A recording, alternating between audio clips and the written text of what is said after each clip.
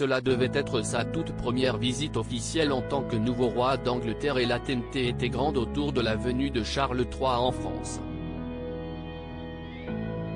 Le nouveau roi d'Angleterre, qui sera couronné le 6 mai prochain, avait choisi de se rendre en France pour entamer son règne, prenant ainsi la suite de sa mère, la reine Elisabeth II, qui s'est éteinte le 8 septembre 2022.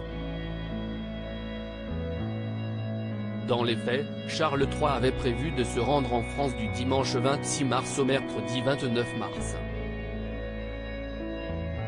Il devait notamment passer par Bordeaux et Paris, mais tout ceci est désormais de l'histoire ancienne, comme on vient tout juste de l'apprendre ce 24 mars.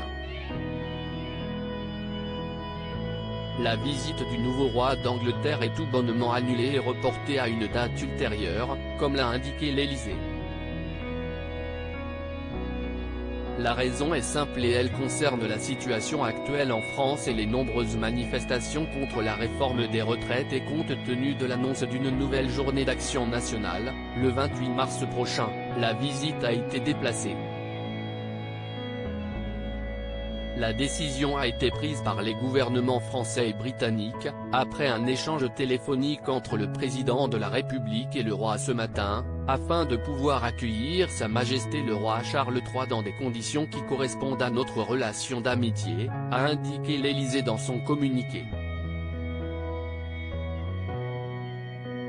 Pour l'heure, aucune date n'a été annoncée concernant une nouvelle visite de Charles III, mais cela devrait se produire dans les meilleurs délais, comme l'assure la présidence française. L'inquiétude montait depuis quelques jours déjà. Hier, des nouvelles mesures de sécurité avaient été annoncées et des changements étaient prévus concernant le voyage de Charles III. Le dîner prévu lundi soir au château de Versailles pourrait ne pas avoir lieu, informait BFM Télévision, mais devant la nouvelle journée d'action nationale prévue le 28 mars, la venue du nouveau roi d'Angleterre a été purement et simplement annulée.